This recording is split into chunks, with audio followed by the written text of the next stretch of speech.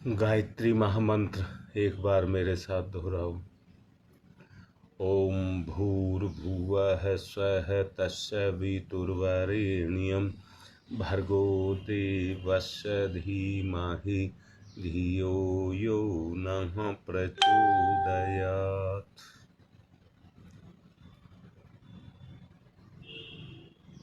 कल आपको बताया गया था जीवन का उजाला पक्ष, उजला पक्ष।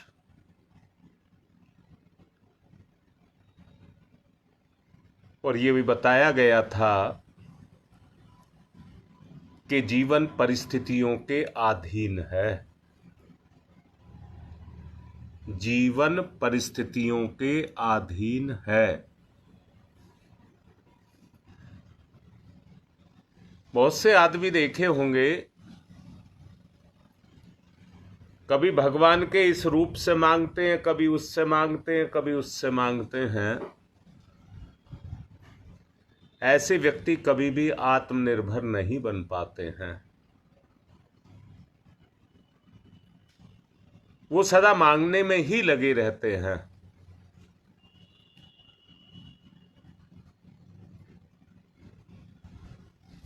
जीवन जो चमकता है वो तब चमकता है,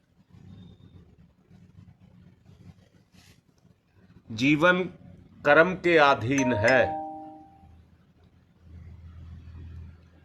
जीवन कर्म के अधीन है और कर्म परिस्थितियों के अधीन है। जिस उजले पक्ष की हम कामना करते हैं वो तब ही संभव है जब वो परिस्थितियां जो हमारे जीवन के साथ जुड़ी हैं वो मिटे, तब ही संभव है।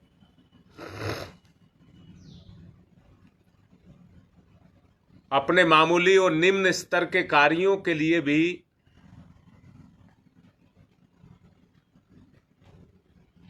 यदि व्यक्ति दूसरों के अधीन रहता है, स्वाधीन नहीं बनता है, तो ऐसा व्यक्ति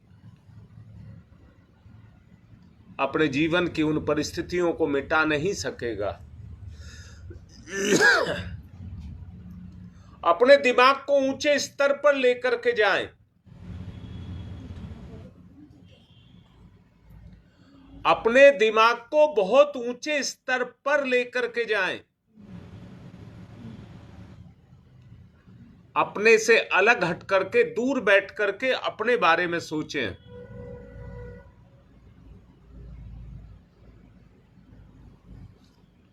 जब तक हम इस जीवन में समाये हैं तब तक हमें जीवन की वास्तविकता समझ नहीं आएगी,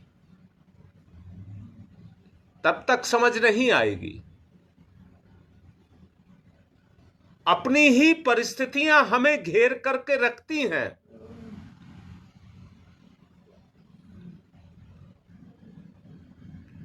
पर जब हम परिस्थितियों से अलग निकलते हैं तो बचने के रास्ते भी मिलते हैं।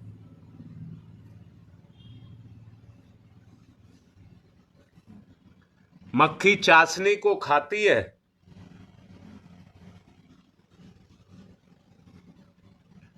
मुंह के अलावा किसी चीज से ना छुए तो फंसती नहीं है।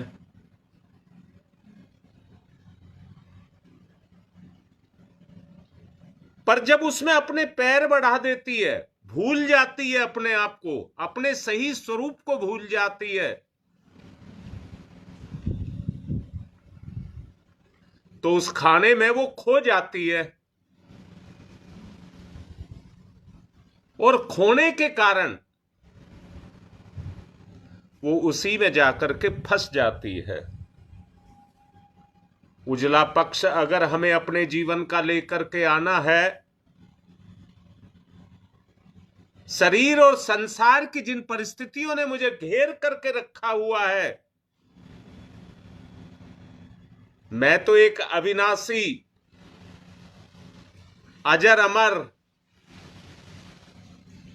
भगवान की स्फूर्णा हूं, चेतना हूं। कोई अच्छाई मुझे बना नहीं सकती और कोई बुराई मेरा कुछ बिगाड़ नहीं सकती, क्योंकि सब कुछ मेरे अधीन है। परंतु मैंने पराधीनता को स्वीकार करके रखा हुआ है।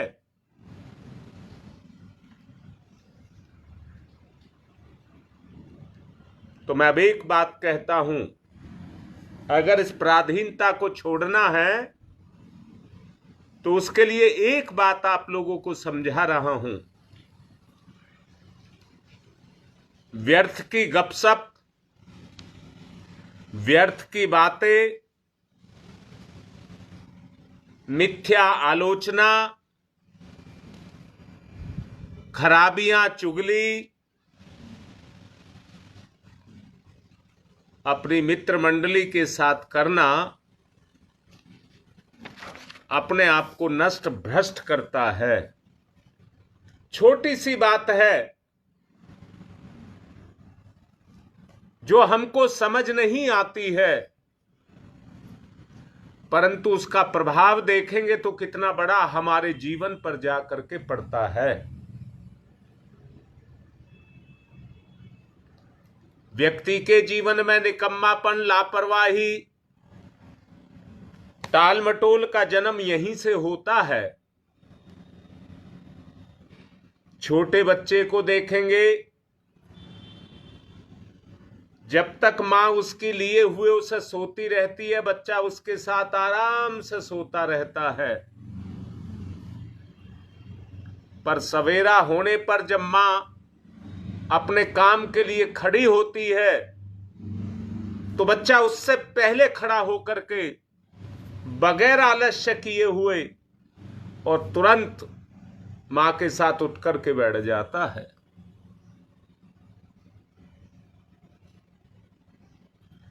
यानी कि उसमें कोई आलस्य नहीं है, ना वो कोई लापरवाही नहीं करता, तुरंत अपनी मां के साथ सजग हो जाता है। हमारी चेतना, अंतर चेतना, ये जो विकृतियां आपको जो कोई मायने आपको दिखता नहीं है, कोई मायने हमारे जीवन में नहीं रखती, यही हमारे जीवन पर जंग लग करके चिपकी रहती हैं। मैं तो यहां तक भी कहूंगा, कोई भी कार्य सफलता के लिए किया जाए, ना के बड़प्पन के लिए। कोई भी कार्य जीवन की सफलता के लिए किया जाए, ना के जीवन में बड़प्पन के लिए।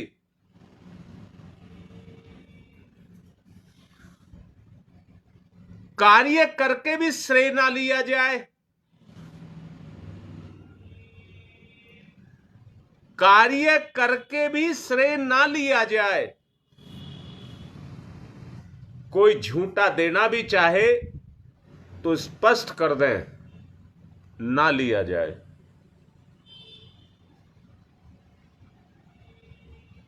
जो व्यक्ति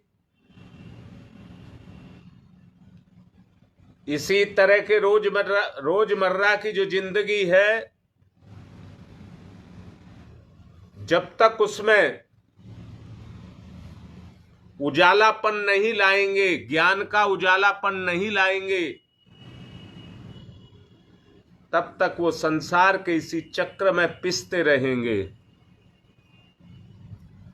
समय जा रहा है, समय जा रहा है, समय रुकता नहीं है, परंतु हम समझ नहीं पाते हैं। हम समय की कीमत को समझ नहीं पाते हैं। जीवन में आनंद बहुत बड़ी चीज है, और उसी आनंद को प्राप्त करने के लिए, अपनी चेतना को संतुष्ट करने के लिए जीवात्मा इस शरीर के अंदर आई हुई है। रोजमर्रा के साधारण कार्यों में जो अपनी चेतना को व्यय करते हैं, यहां एक बात और स्पष्ट कर रहा हूं, क्रोध इतनी बुरी बीमारी है, जैसे बिजली हमारे प्राण को खत्म कर देती है, ऐसे ही क्रोध भी हमारे प्राण को खत्म कर देता है और हमको कमजोर कर देता है। अनेक तरह की बीमारियां हमको लगती रहती हैं। इसलिए जिंदगी को बड़ी सामान्य बना करके, मधुर बना करके जीवन को जिया जाए।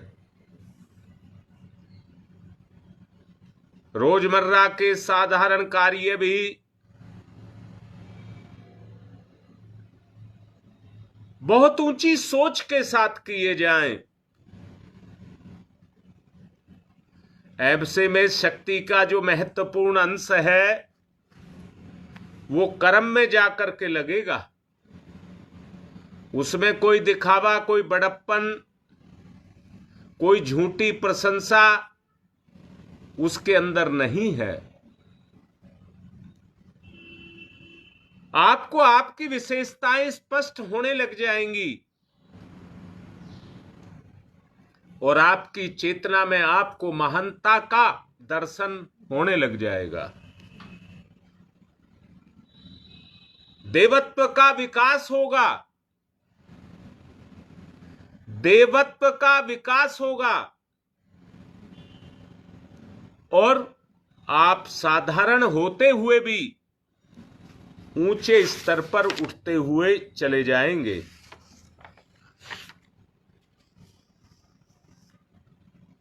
ये छठा बिंदु है जिसका सहारा लेकर के आप अपने जीवन में अनेक तरह की योग्यताएं उद्भव करते जाएंगे। जैसे खेत में खेती की जाती है, ऐसे ही जीवन में गुणों की खेती होना शुरू हो जाएगी। विद्या के अनेक क्षेत्र हैं। खोज के लिए, जानकारी प्राप्त करने के लिए ये एक अमित मार्ग है। ये ऐसा एक पक्का मार्ग है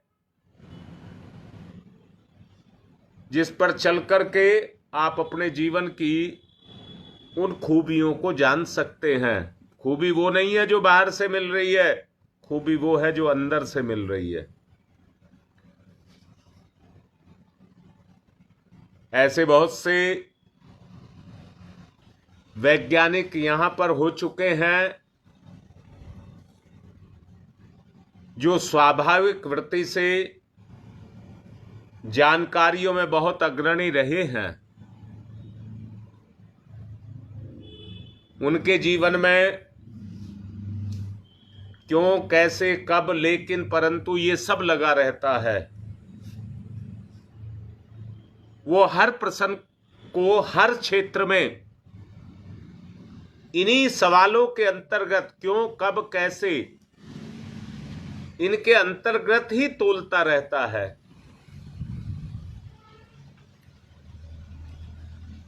ये जिज्ञासा भाव है, ये जिज्ञासा भाव है जिसके कारण मनुष्य इतना ज्ञान और साधन से संपन्न हुआ है। इतने ज्ञान और साधन से संपन्न हुआ है, अपने जीवन की बात को सोचना है।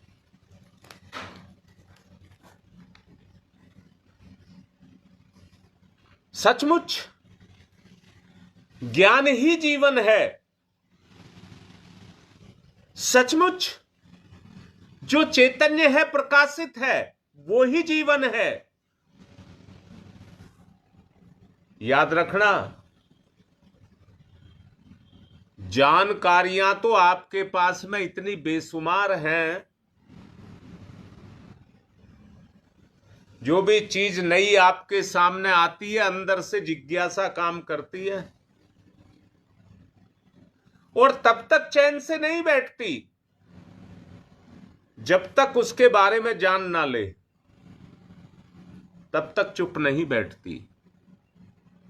स्थिति यह है, अगर कहीं 10 आदमी इकट्ठे हैं तो ये जानने की जिज्ञासा अंदर से होती है 10 आदमी क्यों खड़े हैं, और जब तक जाना ना जाए, पूछा ना जाए, तब तक अंदर से संतुष्टि नहीं मिलती। जगाना है अपनी आकांक्षा को, जगाना है अपनी आकांक्षा को। बाहरी जिज्ञासा तो हमारी जगी हुई है, पर अंदर की आकांक्षा अगर जग जाए और आंतरिक जानकारियां अगर हमको होने लग जाएं, तो हमारे पास जीवन को जीने के ज्ञान की कोई कमी ना रहे। ये अंदर से प्रकाशित हो। आकांक्षा ना होने के कारण हम बाहर की चीजों को अपने ऊपर डालते रहते हैं, अपने अंदर डालते रहते हैं। जो हमारा उजला पक्ष है वो उसको धूमिल करता रहता है, और हम ये भूल जाते हैं हमारी गौरव और गरिमा क्या है। इस जिज्ञासा के कारण हम ये भूल जाते हैं कि हमारी जिज्ञासा क्या है। मैं एक छोटा सा उदाहरण देना चाहूंगा। जब हम छोटे छोटे थे, गांव में रहते थे, तो चाचा बाबा ये सब हुक्का पिया करते थे, हुक्का पिया करते थे। हमारी भी जिज्ञासा रहती थी ये क्यों पीते हैं। हमारी अंदर से जिज्ञासा रहती थी ये क्यों पीते हैं, इसमें इनको क्या सुख मिलता है। और वो जिज्ञासा मजबूर करती थी। मजबूर करती थी। ये तो कभी के पुण्य कर्म हैं, जो नशा करने की आदत नहीं मिली। परिस्थिति की बात कर रहा हूं, समझाने के लिए परिस्थिति की बात कर रहा हूं।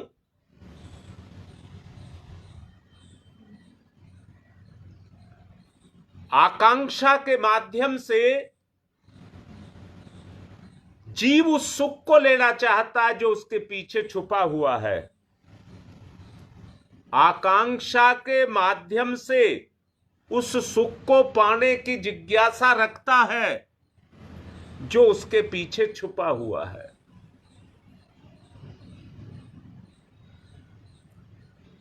अगर वो लग गया तो हमारे व्यवहार में वृत्ति बनकर के समा जाएगा। जो हमारा उजला पक्ष है, ईमानदारी से समझ ले, उसको धूमिल कर देगा, धूमिल कर देगा। अब एक बात और कहूं, अगर आपको ठीक लगे,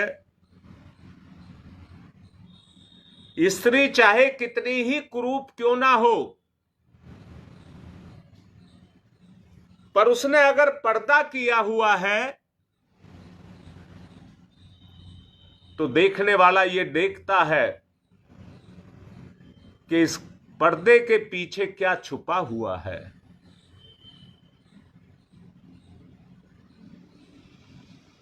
यही जिज्ञासा व्यक्ति को भोग विलास के अंदर धकेल देती है।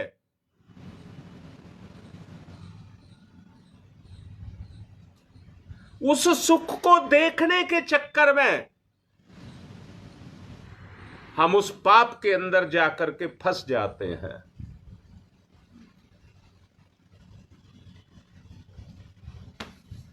ये जिज्ञासा है।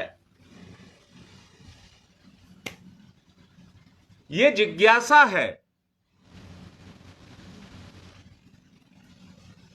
अपने आप के ज्ञान के बिना जीवन का क्रम डामाडोल बना रहता है, अनिश्चिंतता बनी रहती है, जीवन कंटकाकीर्ण हो जाता है।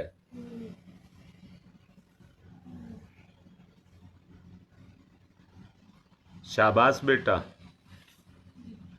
योगेश बड़ा अच्छा सवाल पूछा है। अच्छा मुझे एक बात बताओ बेटा, सब बताओ। अच्छा, जिसकी आकांक्षा काम नहीं कर रही है, जिज्ञासा काम कर रही है, आकांक्षा काम नहीं कर रही है, उसके जीवन की गति ऊपर की तरफ है, नीचे की तरफ?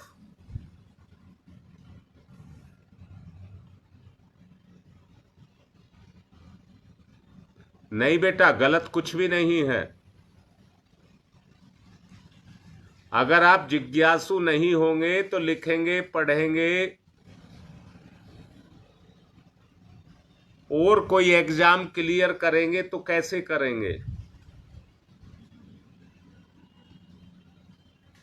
पर उस जिज्ञासा के पीछे ज्ञान की वो पिपासा होनी चाहिए। हाँ योगेश, नीचे की तरफ जाएंगे। अब मैं ये कह रहा हूं, अगर आपके पास आकांक्षा है,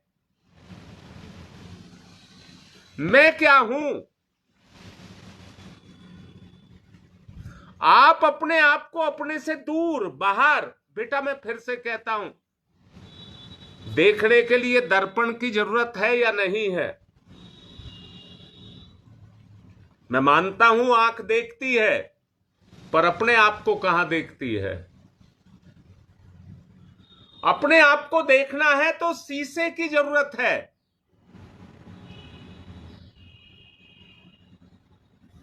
अब मैं ये कहना चाहूंगा, जब तक आप अपने को अपने से अलग नहीं करेंगे तो आपको आपका सही बोध नहीं होगा।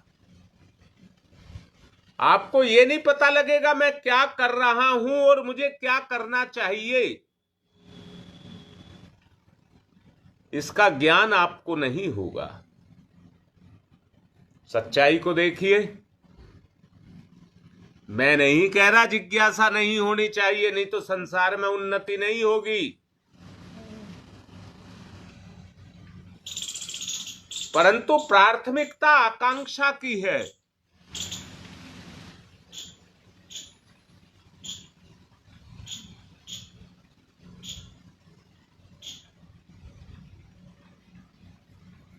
नहीं बेटा, एक बात बता रहा हूं, कोई माँ बाप अपने बच्चे के लिए सुविधा साधन तो इकट्ठे कर सकता है, परंतु उसकी जगह पढ़ नहीं सकता। पढ़ना उसी को पड़ेगा जो परिस्थितियां और जो कर्म के बारे में मैंने कहा,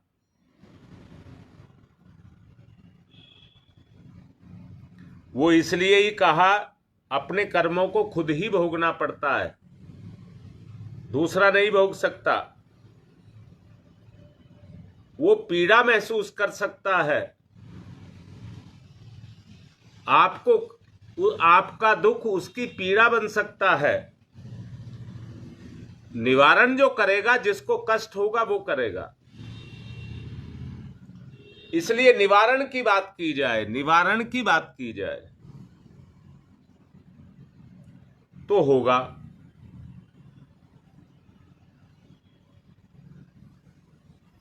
दीपा बेटा, पहले एक बात बताना चाहूंगा मैं अपनी तरफ से, एक बात योगेश ने कुछ लिखा भी है उस बारे में। जिसकी आकांक्षा जिंदा नहीं है वो जीते हुए भी मृत प्राय है। उसका शरीर जरूर जिंदा है परंतु उसकी आत्मा जागृत नहीं है। अब मुझे एक बात बताओ, अभी मैंने कहा अगर कोई दो व्यक्ति लड़ रहे हैं,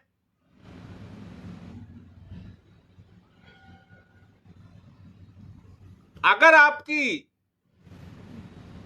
जिज्ञासा जगी है तो आप ये पूछेंगे ये क्यों लड़ रहे हैं। और अगर आपकी आकांक्षा जगी है, अरे किसी का लग जाएगा, उन्हें तुरंत छुटाएगा, बाद में पूछेगा कि आप क्यों लड़े। किसी का कोई नुकसान ना हो, अंदर पीड़ा जग जाए, वो आकांक्षा।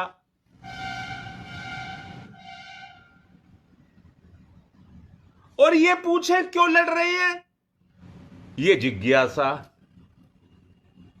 अभी मैंने कहा आप सड़क पर जा रहे हैं, 10 आदमी इकट्ठे खड़े हैं, तो उनको देख करके आपके मन में क्या आता है? जो आपके मन में आता है वो जिज्ञासा, वो है जिज्ञासा।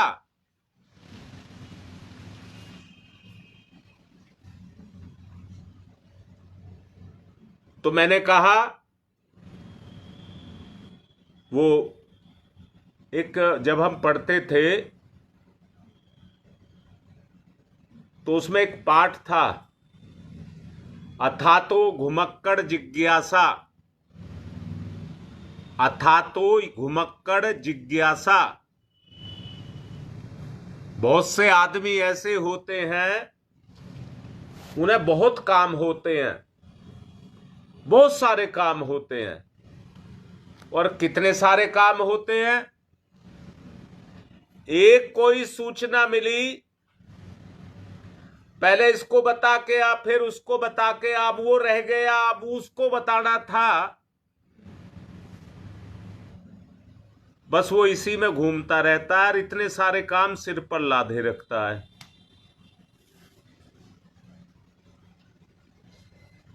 इसको कहते हैं अथातो घुमक्कड़ जिज्ञासा। अब इसका उल्टा करो, और उल्टा ये करो कि जो अच्छाई पता लगी उसको भी बताया जाए, उसको भी बताया जाए, उसको भी बताया जाए, सब में अच्छाई को जगाया जाए। वो है आकांक्षा, वो है आकांक्षा। अब बताइए, मैंने कहा है जीवन अस्त व्यस्त और कंठ का कीर्ण, वो किस व्यक्ति का होगा? वो किस व्यक्ति का होगा?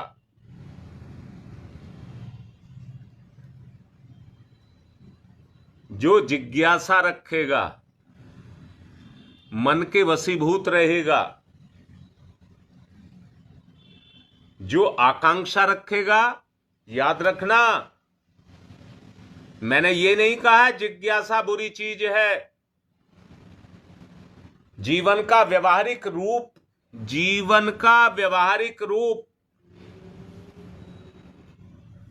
वो जिज्ञासा पर ही टिका है। जानकारी ना होने के कारण आदमी कुछ ऐसे कार्य कर देता है जो उसको नहीं करने चाहिए।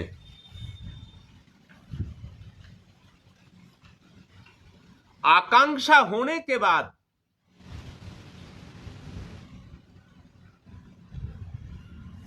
बेटा, हां, आकांक्षा को जगाने में आत्मबल काम आता है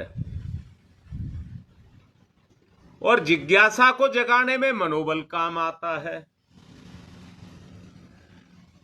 बेटा, मन में बहुत ताकत है। दुनिया का सबसे ताकतवर अगर साधन है तो वो मन है।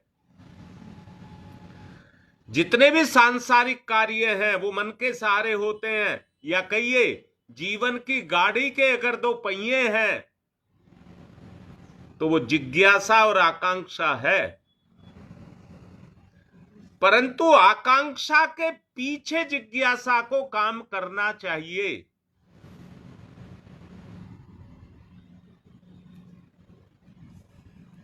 बेटा, मुझे कहने में थोड़ा सा जोर तो पड़ रहा है, परंतु समझाने के लिए कह रहा हूं।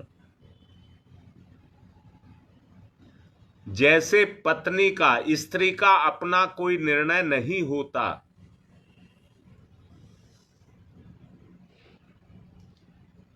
वो अपने पति के ऊपर निर्भर रहती है,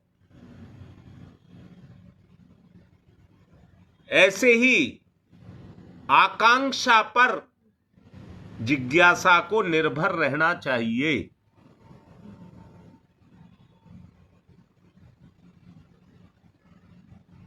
दोबारा बोलूंगा, घर की बाउंड्री के अंदर के कार्यों में अगर पुरुष दखल देता है तो वो घर डूब जाएगा,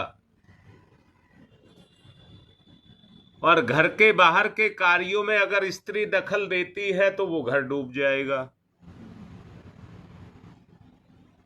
स्त्री अपने पारिवारिक कार्यों में आत्मनिर्भर होती है, पुरुष समाज और बाह्य कार्यों में आत्मनिर्भर होता है। दोनों में प्रधानता को देखा जाए तो किसी को छोटा बड़ा नहीं कह सकते, परंतु बाहर से नहीं आएगा तो घर का अंदर का कार्य नहीं चलेगा, इसलिए प्रधानता बाहर से लाने को दी जाती है।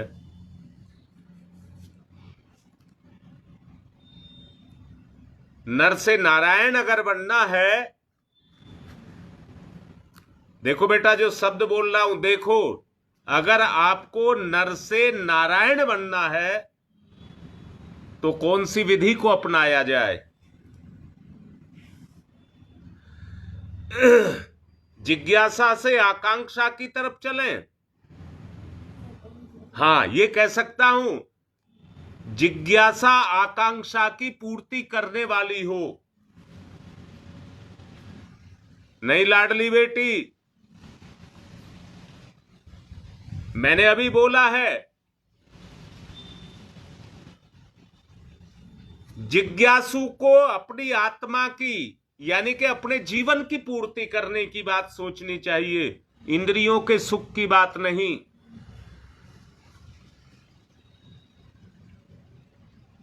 अब समझ आई बात? सीमा, मैं फिर से बोल रहा हूं बेटा,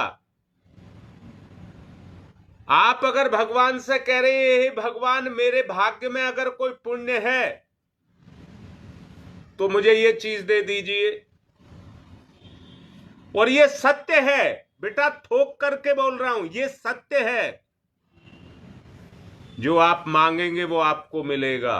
और मिलेगा नहीं, मैं अगर सच्चाई पर कहूं, इतनी दौलत, इतनी साधन, इतनी संपत्ति आपके पास है कि आप उसको इस्तेमाल नहीं कर सकते, परंतु वो सब कुछ टिका है आपके पुण्य पर। आज जो दीनहीन बनकर के गिड़गिड़ाने की स्थिति आज हमारी बनी हुई है, उसका कारण और कोई नहीं है। हमेशा हम भिखारी बने रहते हैं, जिज्ञासा के कारण हम भिखारी बने रहते हैं। आकांक्षा काम करनी चाहिए। जिज्ञासा भी काम करे तो वो आकांक्षा की पूर्ति के लिए करे। सीमा बोलो बेटा, बात समझ आई? नहीं आई? दोबारा सुनो। तुम्हारी मां कह रही है नहीं आई अभी। मैंने कहा है आपके मन की इच्छाएं हैं या नहीं हैं, वो जिज्ञासा है। आप उसकी पूर्ति किससे करेंगे? इंद्रियों से। किससे करेंगे? आप उसकी पूर्ति करेंगे तो परिस्थितियों में फंसेंगे कि नहीं फंसेंगे?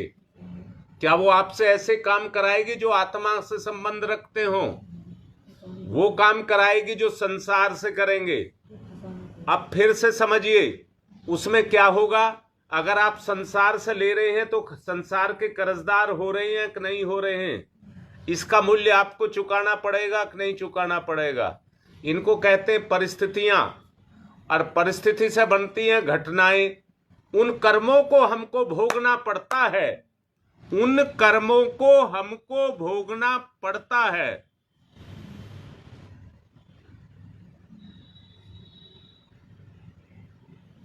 बेटा,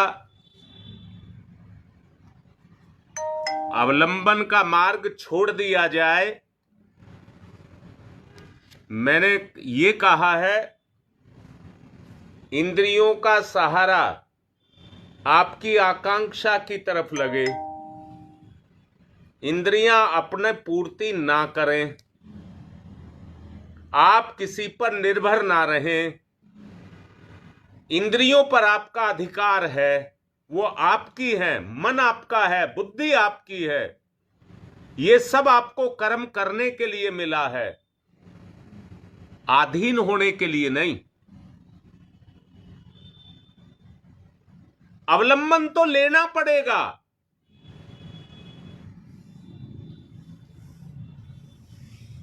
सीमा बता बेटा,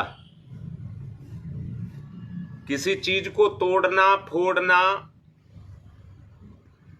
फाड़ना, तोड़ना, ये अच्छी बात है क्या?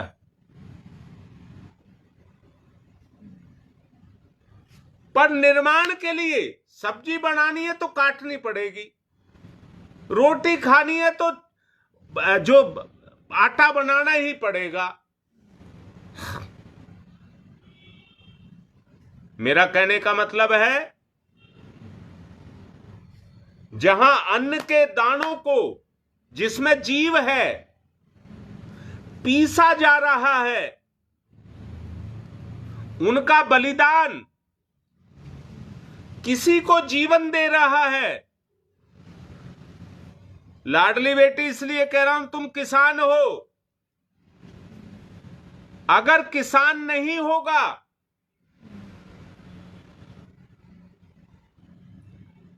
तो दुनिया का पेट कहां से भरेगा? दुनिया का पेट कहां से भरेगा? एक इंसान अपने पूरे साल में एक बोरी अनाज खा जाएगा, परंतु इस धरती माता का, प्रकृति का सहारा लेकर के एक व्यक्ति कितनी बोरियों को पैदा करेगा। मैं बड़ा अपनापन जता करके, आप सबको प्यार करके एक बात को बोल रहा हूं।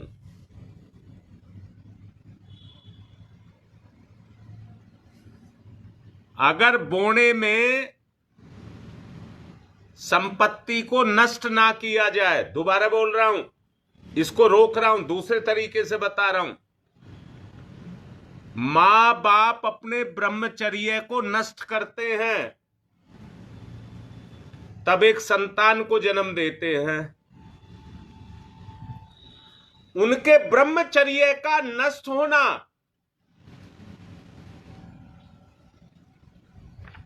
उतने मायने नहीं रखता है।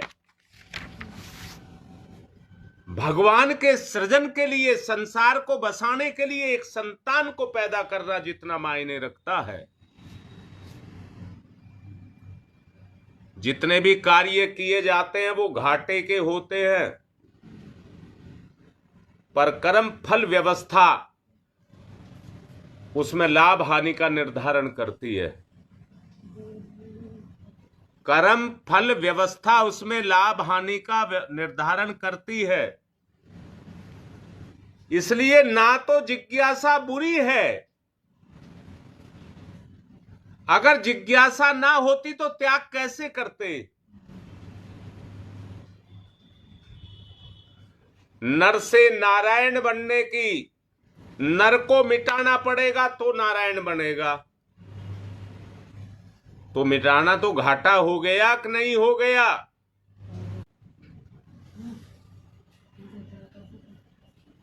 मैं ये कह रहा हूं, समय ज्यादा बढ़ गया है। मेरी बात अभी समझ आई है नहीं आई है, आप लोग लिखें। फिर यज्ञ भी कराना है, यज्ञ की तरफ चलेंगे।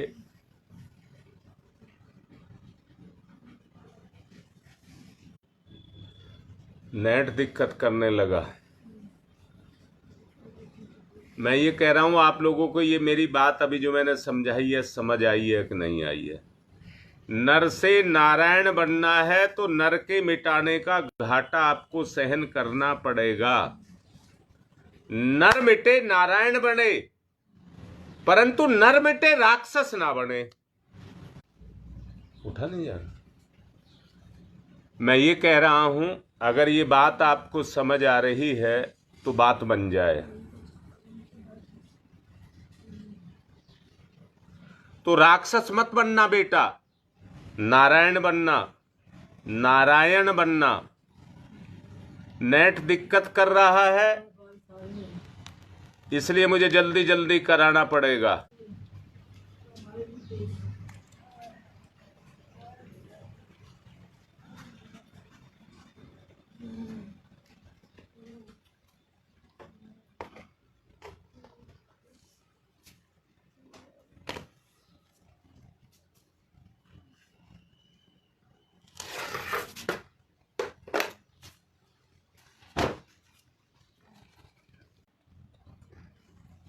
बाहर बैठा था, बारिश आ गई, अंदर आया हूं। अब समापन की तरफ। ओम तमसो मा ज्योतिर्गमय, तमसो मा ज्योतिर्गमय, तमसो मा ज्योतिर्गमय, असतो मा सद्गमय, मृत्योर्मामृतं गमय, मृत्योर्मामृतं गमय, मृत्योर्मामृतं गमय। तमसो मा तमसो मा तमसो मा ज्योतिर्गमय, ज्योतिर्गमय, ज्योतिर्गमय। अस्थो मा अस्थो मा अस्थो मा सद्गमय, सद्गमय, सद्गमय। मृत्योर्मा। दोनों हाथ रगड़ करके ऊपर फिराइए। जी हाँ शकुंतला, और मुझे अब लगता है, अगर आपको भी लगता हो, जो कोई भी अब इस समय पर लापरवाही कर रहा होगा वो बहुत, मैंने अभी कहा जो घाटे में नहीं रहना चाहते, ये 40 मिनट का प्रोग्राम होता, इसको कोई ना छोड़े। नेहरू विहार, गंगा विहार, कोई भी ना छोड़े। अरे जब जिज्ञासा की पूर्ति के लिए दुनिया में हम कहीं भी जाते हैं, ये तो आपको आपके द्वारे पर मिल रहा है, तो हम छोड़ रहे हैं। चलिए अब यज्ञ की तरफ चलिए। पवित्रीकरणम, फटाफट करते जाएं, नेट दिक्कत कर रहा है। ओम मैं पवित्र है पवित्रो वा सर्वावस्थांगतो अपि बाह्य सम्रेत पुंडरीकाक्षम सबाह्याभ्यंतर है शुचि। ओम पुनात् पुंडरीकाक्षः पुनात् पुंडरीकाक्षः पुनातुः आचमनम। ओम अमृतो प्रस्तनमसि स्वाहा, ओम अमृता पिधानमसि स्वाहा, ओम सत्यम यशः श्रीर्मय श्री श्रीयताम स्वाहा। शिखा वंदनम। पांचों उंगली गीली करके चोटी स्थान को स्पर्श करें। ओम चिद्रूपिणी महामाई दिव्य तेज समन्विते तिस देवी शिखा मध्य तेजो वृद्धि कुरुष्यमेव न्यास है। ओम वांगमयी आसयस्तु। ओम नशोर्मे प्राणोस्तु। ओम अप्सनोर्मे चक्षुरस्तु। ओम कर्णयोर्मे श्रोत्रमस्तु। ओम बाहोर्मे बलमस्तु। ओम उर्वोर्मे ओजवस्तु। ओम अरिष्टानि मेंगानि तनुस्तन्वा में सहसन्तु पृथ्वी पूजनम।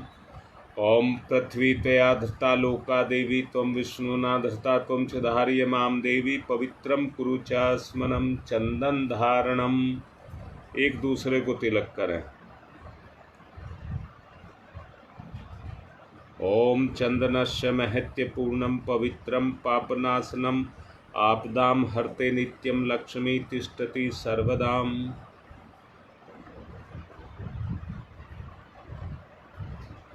रक्षा सूत्रम। ओम वृतेन दीक्षामाप्नोति दीक्षायाप्नोति दक्षिणाम दक्षिणाम श्रद्धयामाप्नोति श्रद्धया सत्यमाप्यते। कलश पूजनम। ओम तत्त्वायामि ब्रह्मणा वन्दमानस्तदासास्ते यजमानो हविर्भिः अहेडमानो वरुणेः बोध्यऋषः वंशमान आयुः प्रमोषीः। ओम मनोरजुतिरजुषतामाज्यस्य बृहस्पतिर्यज्ञमिमं तनूत्वरिष्ठं यज्ञवंशमिमं दधातु विश्वे देवास इहमादयन्ताम्। ओम प्रतिष्ठः। ओम वरुणाय नमः आवाहयामि स्थापयामि ध्यायामि ततो नमस्कारं करोमि।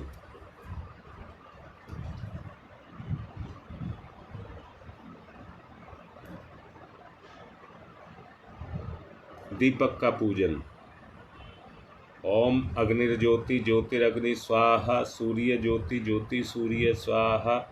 अग्निर्वर्चो ज्योतिर्वर्च स्वाहा। ज्योतिर्वर्चो अग्निर्वर्च स्वाहा। ज्योति ही सूर्य सूर्य ज्योति ही स्वाहा।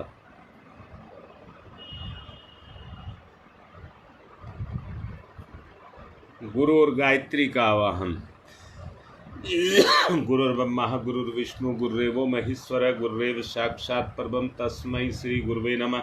अखंड मंडलाकारं व्याप्तं येन चराचरं तत्पदं दर्शितं येन तस्मै श्री गुरुवे नमः। मातृवत्र लालयित्री च पितृवत्र मार्गदर्शिका नमस्तु गुरु सत्ताय श्रद्धा प्रज्ञायुताश्चया। ओम श्री गुरुवे नमः। आवाहयामि स्थापयामि ध्यायामि ततो नमस्कारं करोमि। माँ गायत्री आयातु वरदे देवी त्र्यक्षरे ब्रह्मवादिनी गायत्री छंदसां माता ब्रह्मयोनि नमस्तुते। ओम श्री गायत्र्यै नमः। आवाहयामि स्थापयामि ध्यायामि ततो नमस्कारं करोमि। पूजन करिए। एक साबुत पुष्प समर्पित। ओम सर्वेभ्यो देवेभ्यो नमः। ओम सर्वेभ्यो ऋषिभ्यो नमः। आवाहयामि स्थापयामि आसनम समर्पयामि। बूंद बूंद करके 4 बूंद जल। पाद्यम समर्पयामि अर्घम समर्पयामि आचमनम समर्पयामि स्नानम समर्पयामि। कलावे के 2 टुकड़े। वस्त्रम समर्पयामि यज्ञोपवीतम समर्पयामि। तिलक करेंगे। गंधम विलेपयामि अक्षतानि समर्पयामि। पुष्पाणि समर्पयामि। धूपम माग्रयापयामि। दीपम दर्शयामि। नैवेद्यम निवेदयामि। तांबूल पुंगी फलानि समर्पयामि। दक्षिणां समर्पयामि। सर्वाभावे अक्षतानि समर्पयामि ततो नमस्कारं करोमि। नमोस्तनन्ताय सहस्रमूर्तये सहस्रपादाक्षशिरोर्भवे सहस्रनाम्ने पुरुषाय सारस्वते सहस्रकोटियुगधारणे नमः। सहस्रकोटियुगधारणे नमः। रक्षा विधान।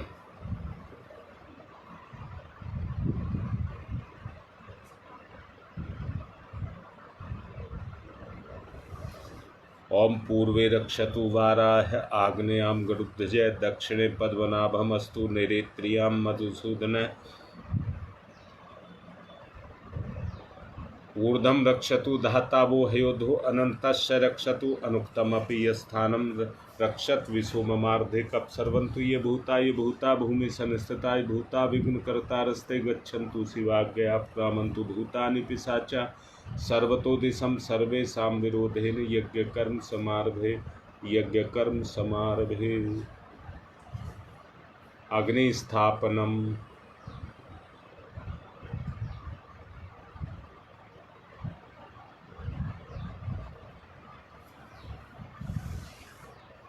ओम भूर्भुवस्सः द्यौरिवभूम्नाः पृथिवीवरीम्नाः तस्यास्ते पृथिवी देवी यजने पृष्ठे अग्निं मन्नाधायादधे अग्निं दूतं पुरो दधे हव्यवाहमुपपूर्वे देवामासादयादिह। ओम अग्नये नमः। अग्निम् आवाहयामि स्थापयामि ध्यायामि ततो नमस्कारं करोमि। समिधादानम्। ओम अयन्तेद्मात्मा जातवेद शेस्तेनेध्यवर्धस्य चेद्यवर्ध चार्ष्मान् प्रजया पशुर्विर्वमवर्चस्य अन्नादेन समेध्ययै स्वाहा। इदम अग्ने जातवेद से इदम नमम्। ओम समिधाग्निं दुवशत धृतै बोध्यता तिथिम् अस्मिन् हव्य जुहोतनै स्वाहा। इदम अग्ने इदम नमम्।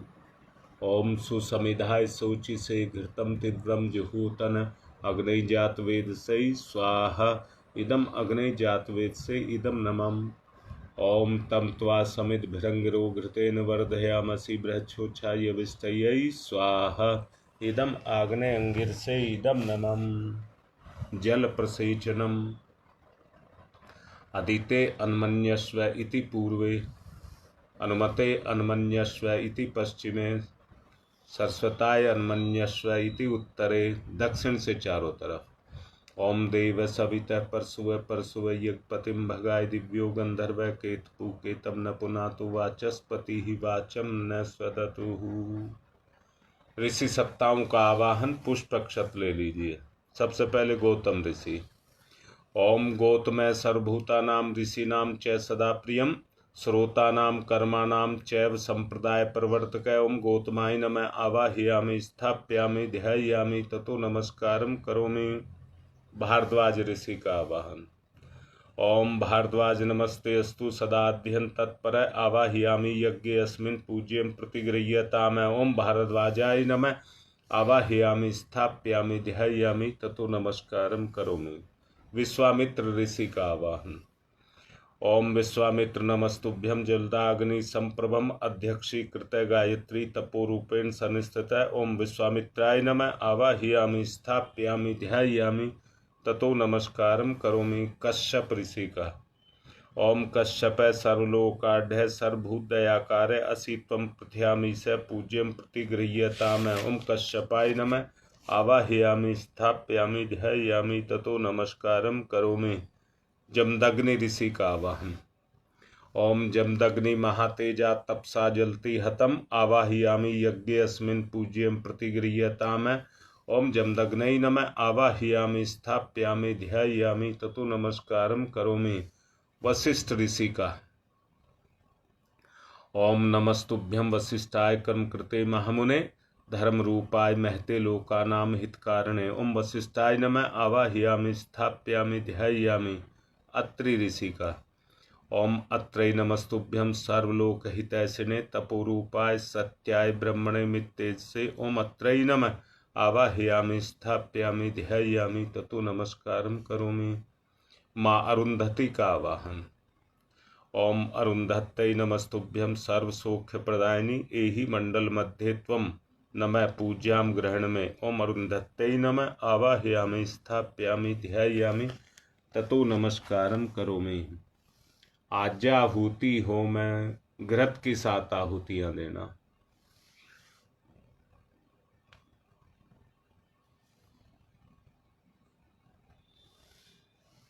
ओम प्रजापतये स्वाहा इदम प्रजापतये इदम नमः। ओम इंद्राय स्वाहा इदम इंद्राय इदम नमः। ओम अग्नये स्वाहा इदम अग्नये इदम नमः। ओम सोमाय स्वाहा इदम सोमाय इदम नमः। ओम भूः स्वाहा इदम अग्नये इदम नमः।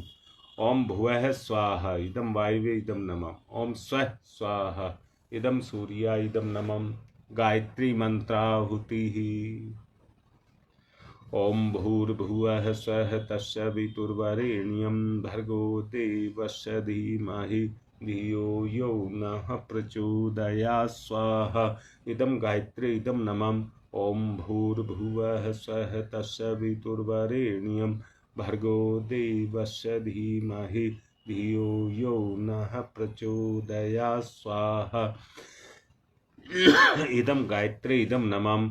ओम भूर्भुवः स्वः तत्सवितुर्वरेण्यं भर्गो देवस्य धीमहि धियो यो नः प्रचोदयात् स्वाहा इदं गायत्री इदं नमः। ओम भूर्भुवः स्वः तत्सवितुर्वरेण्यं भर्गो देवस्य धीमहि धियो यो नः प्रचोदयात् स्वाहा इदं गायत्री इदं नमः। ओम भूर्भुवः स्वः तत्सवितुर्वरेण्यं भर्गो देवस्य धीमहि धियो यो नः प्रचोदयात् स्वाहा इदं गायत्री इदं नमः। ओम भूर्भुवः स्वः तत्सवितुर्वरेण्यं भर्गो देवस्य धीमहि धियो यो नः प्रचोदयात् स्वाहा इदं गायत्री इदं नमः।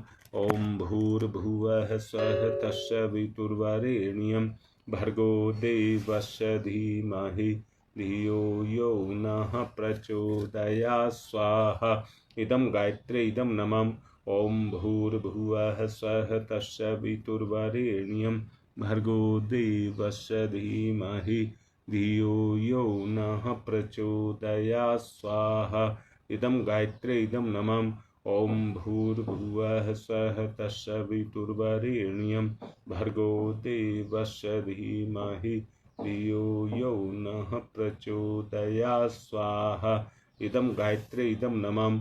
ओम भूर्भुवः स्वः तत्सवितुर्वरेण्यं भर्गो देवस्य धीमहि धियो यो नः प्रचोदयात् स्वाहा इदं गायत्री इदं नमः। ओम भूर्भुवः स्वः तत्सवितुर्वरेण्यं भर्गो देवस्य धीमहि धियो यो नः प्रचोदयात् स्वाहा इदं गायत्री इदं नमः। ओम भूर्भुवः स्वः तत्सवितुर्वरेण्यं भर्गो देवस्य धीमहि धियो यो नः प्रचोदयात् स्वाहा इदं गायत्री इदं नमः।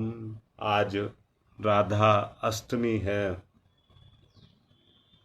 माँ राधा के लिए आहुति देंगे, घी और मिष्ठान से देना। ओम वृषभानुजाय विद्महे कृष्ण प्रियाय धीमहि तन्नो राधा प्रचोदयात् स्वाहा इदं राधाय इदं नमः। ओम वृषभानुजाय विद्महे कृष्ण प्रियाय धीमहि तन्नो राधा प्रचोदयात् स्वाहा इदं राधै इदं नमः। ओम वृषभानुजाय विद्महे कृष्ण प्रियाय धीमहि तन्नो राधा प्रचोदयात् स्वाहा इदं राधै इदं नमः। अब विशेष आहुतियाँ। आस्था का जन्मदिन है और मदन जी की तबीयत खराब है गंगा विहार से। ललिता का आज जन्मदिन है और बेटी की तबीयत और माँ की तबीयत खराब है, उनके लिए। पवन दीक्षित के काम में दिक्कत आ रही है, उनके रोजगार को पुनः उसके अंदर शक्ति पैदा हो और वो आगे बढ़े। श्वेता नेहरू विहार से उसके जीवन में समस्याएं आ रही हैं, उनसे निवारण के लिए, अपनी मां के अच्छे स्वास्थ्य के लिए। भूडपुर में राकेश की भी तबीयत खराब है, उसके लिए। आज मुनमुन का जन्मदिन है, श्याम प्रधान हैं, उनकी बेटी का आज जन्मदिन है, उसके लिए।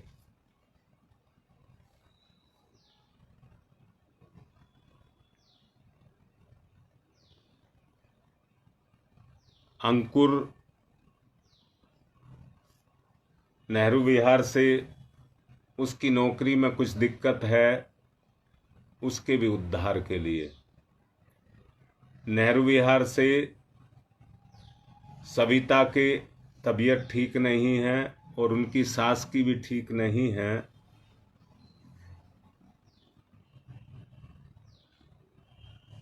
उनके लिए।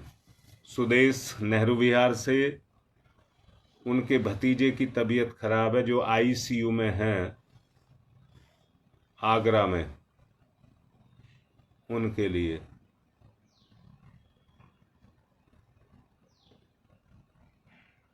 सविता लखनऊ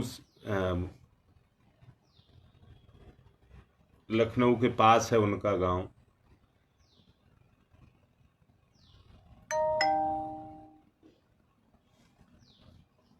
उसके भी स्वास्थ्य के लिए। रश्मि रोजगार और घर में सुख शांति के लिए, भूडपुर से। सविता की नेहरू विहार से, मैं डलो कह दिया है बेटा तुम्हारा तबीयत खराब है, उनके लिए। अनीता की के बच्चों के लिए आहुति, उसकी सास की भी तबीयत ठीक नहीं है, उसके लिए।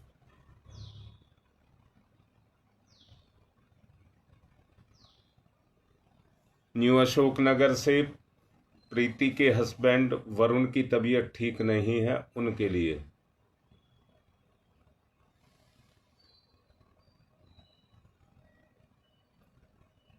हाँ, मैं ये भूल रहा था, ये बच्चा आईसीयू में, सोनी आईसीयू में है आगरे में, ये मैं याद ही कर रहा था उसके लिए। हाँ बेटा, अनीता के लिए मैंने बोल दिया है, उसके लिए भी। हाँ, वरुण के जॉब के लिए भी आगे की आहुतियां।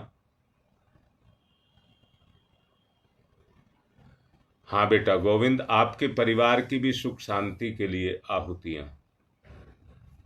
मोहन ये गाजियाबाद से हैं। ओम त्र्यंबकम यजामहि सुगंधिम पुष्टिवर्धनम उर्वारुकमिव बंधनान मृत्योर्मुक्षीयमामृता स्वाहा। इदं महामृत्युंजय इदं नमाम। ओम त्र्यंबकम यजामहि सुगंधिम पुष्टिवर्धनम उर्वारुकमिव बंधनान मृत्योर्मुक्षीयमामृता स्वाहा। इदं महामृत्युंजय इदं नमाम। ओम त्र्यंबकम यजामहि सुगंधिम पुष्टिवर्धनम उर्वारुकमिव बंधनान मृत्योर्मुक्षीयमामृता स्वाहा। इदं महामृत्युंजय इदं नमः।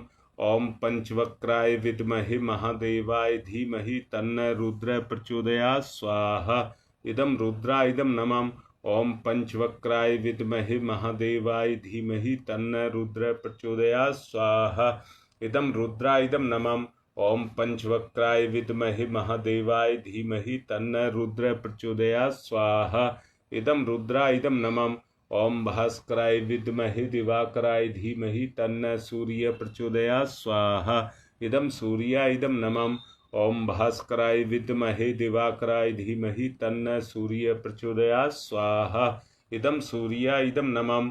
ओम भास्कराय विद्महे दिवाकराय धीमहि तन्नो सूर्य प्रचोदयात् स्वाहा। इदं सूर्याय इदं नमः।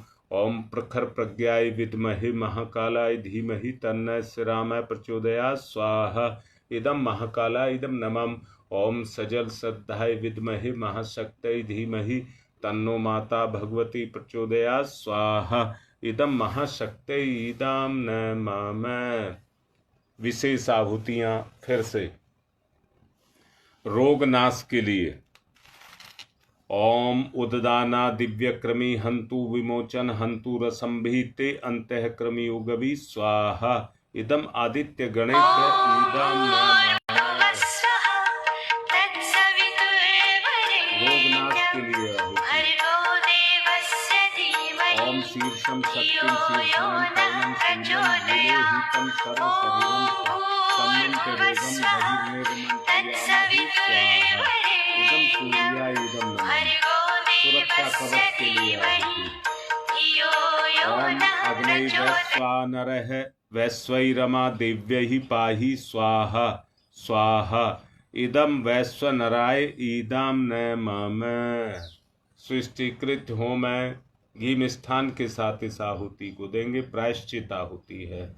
जो भूल चूक हुई हो उनके लिए क्षमा प्रार्थना। ओम यदस्य कर्मणोत्यरिचम यादवा न्यूनमिहाकरम अग्निष्ट सृष्टिकृत विद्यात् सर्वं सुष्टम सुहूतम करोतु मे अग्ने सृष्टिकृते सुहूते सर्वप्रायश्चिताहुतीनां कामानां समृद्धये प्रे सर्वान् कामान् समृद्धये स्वाहा इदम अग्ने सृष्टिकृते इदम नमः। पूर्णाहुति। ओम पूर्णमिद पूर्णमिदं पूर्णात् पूर्णमुदच्यते पूर्णस्य पूर्णमादाय पूर्णमेवावशिष्यते। ओम पूर्णादर्वी परापत सुपूर्णा पुनरापत वसने विकर्णावाह ईश मूर्जय ग्वं सत्कर्तौ स्वाहा। ओम सर्वं वै पूर्णग्वं स्वाहा।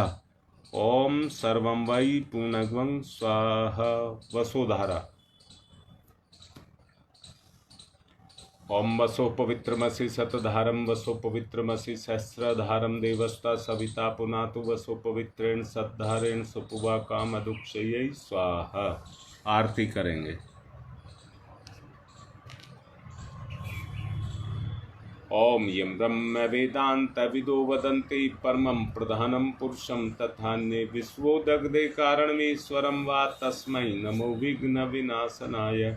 ओम यम ब्रह्मा वरुणेन्द्रो रुद्रमरुतः स्तुन्वन्त दिव्यैस्तवे वेदैः साङ्गपदक्रमणोपनिषदै गारयन्ति यं सामगा ध्यानावस्थित तद्गतेन मनसा पश्यन्ति यं योगिनो यशान्तं न विदुषुरासुरगुणा। देवाय तस्मै नमः देवाय तस्मै नमः। कर्पूरगौरं करुणावतारं संसारसारं भुजगेन्द्रहारं सदा वसन्तं हृदयारविन्दे भवं भवानी सहितं नमामि। त्वमेव माताश्च पिता त्वमेव बन्धुश्च सखा त्वमेव विद्याददनं त्वमेव सर्वं मम देवदेव। मंगलम भगवान विष्णु मंगलम गरुड़ध्वज मंगलम पुंडरीकाक्षाय मंगलाय तनोहरि। सबको आरती दें। पुष्प चावल ले लें देव दक्षिणा के लिए।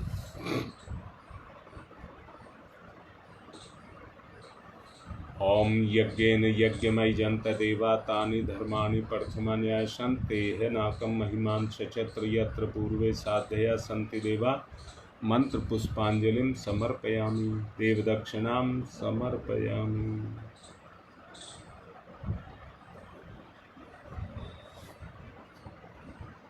शांति पाठ।